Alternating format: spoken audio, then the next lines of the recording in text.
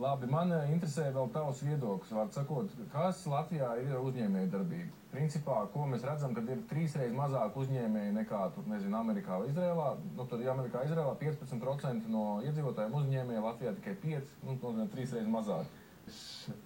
Es kļūstu ļoti nikns.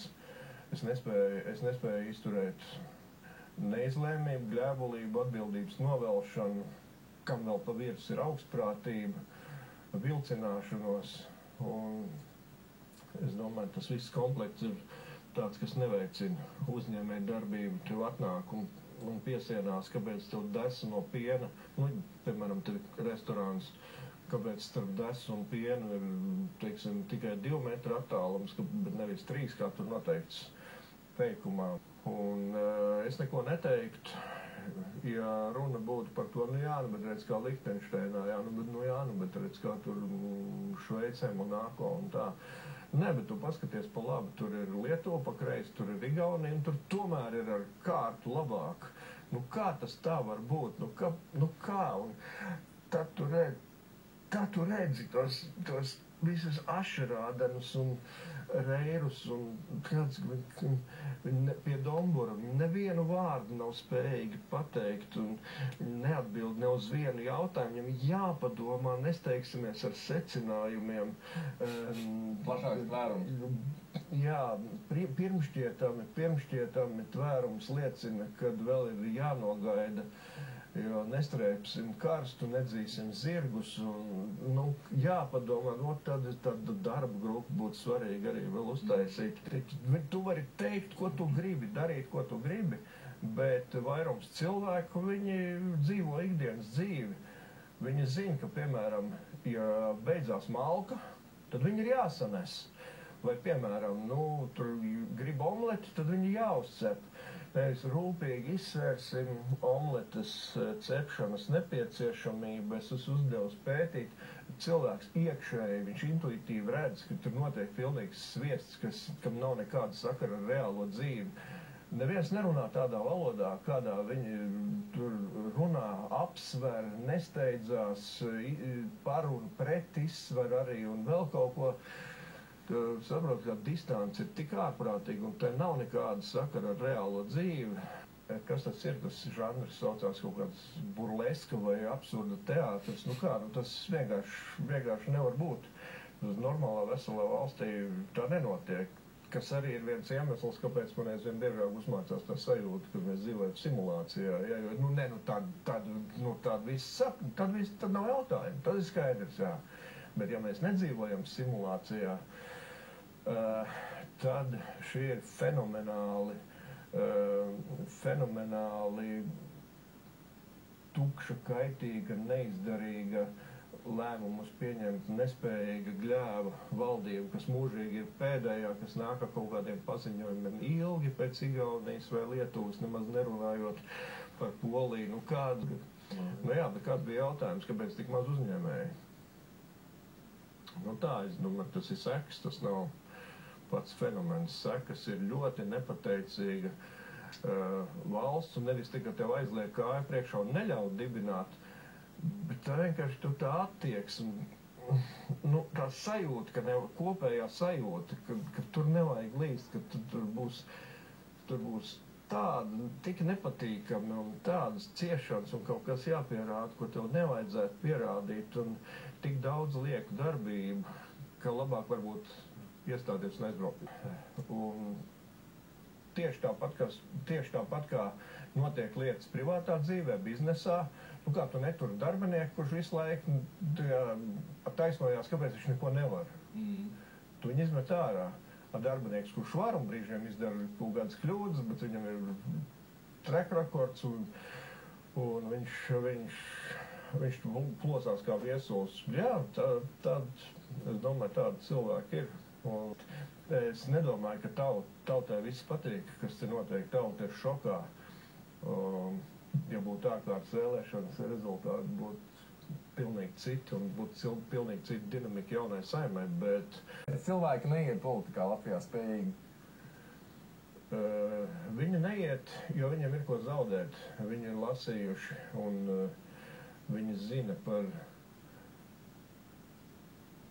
par to, kā tev var kaitēt, ja tu kādam maisies pa kājām. Varbūt tev ir kredīts, tev ir ģimene, tev ir reputācija, ko var sabojāt, tev ir vēl daudz svarīgas tajā dzīves posmā lietas, ar kurām tevi var kāds virām regulēt.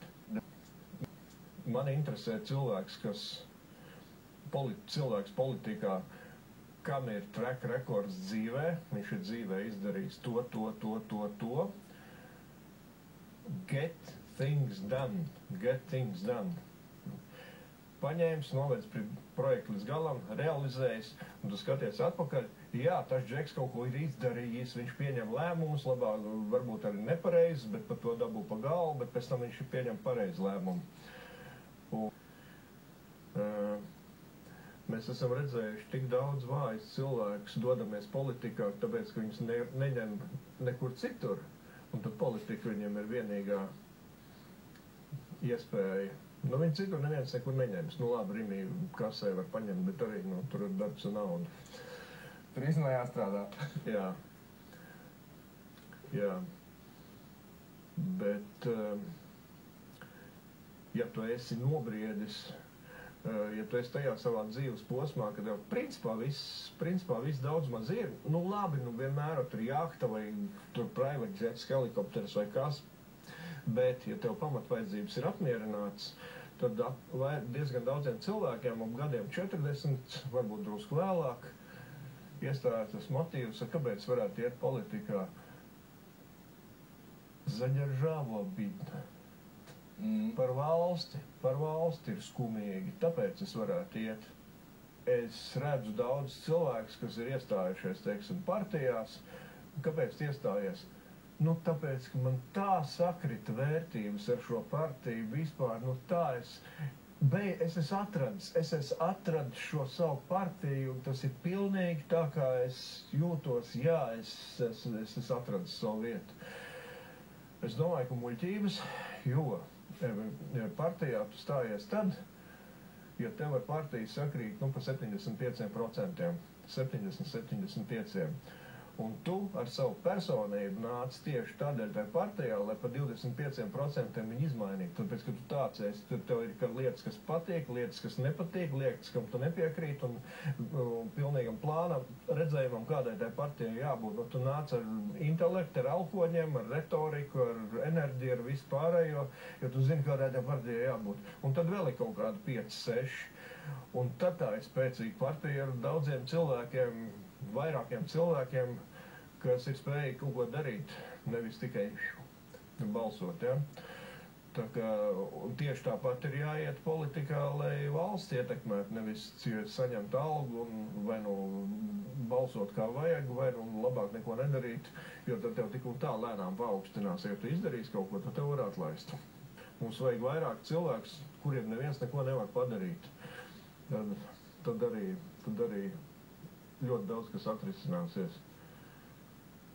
Un tu redzi apkārt kaut kādus tādus cilvēkus, tu esi gatavs varbūt iet kaut ko pacīnīties, tu redzi vēl apkārt cilvēkus, kuriem ir līdz kaklam un kas ir gatavi kaut ko tur iet un mainīt.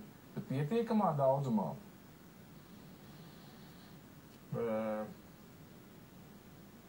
Es nedomāju 500 000 krastmalā.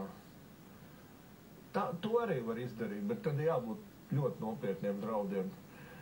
Bet es redzu dažus simtus, kas to var izdarīt, pie kam tev nav jābūt par rokai dažiem simtiem, vienlīdz motivētu, vienlīdz dusmīgu, vienlīdz enerģisku un tur enerģētiski spēcīgu, ja? 5 enerģētisku, 5 motivētu, uztais katrs vēl 25 ap sevi, un tad kodoli es redzu, jo tu nevar tu viss izpausties un saukt, jo tu zini, kā tur priekšvēlēšana aģitācija laiks vai kaut kas tam līdzīgs, bet pagaidām man problēma, kur es redzu, ir tāda, ka ik pa brīdim gan Twitterī, gan privātās sarunās parādās kāds, kurš saka tā, pietiek latviešiem šķelties un dalīties, pietiek apkarot vienam otru latviešiem. Tagad vai nekad mums ir jānāk kopā un jārunājās. Un tāpēc viņš attiecīgi dibina sīkpartiju ar domu, ka ap viņu apvienoties, ne jau ap kādu citu, lai viņš apvienoties. Ne jau, lai apvienotos ap kādu citu, un tad tādi 2-3 cilvēku sarunas notiek ļoti daudz un pastāvīgi. Jā, latviešiem jāapvienojās, bet nu ne jau ap šitiem, ap mums.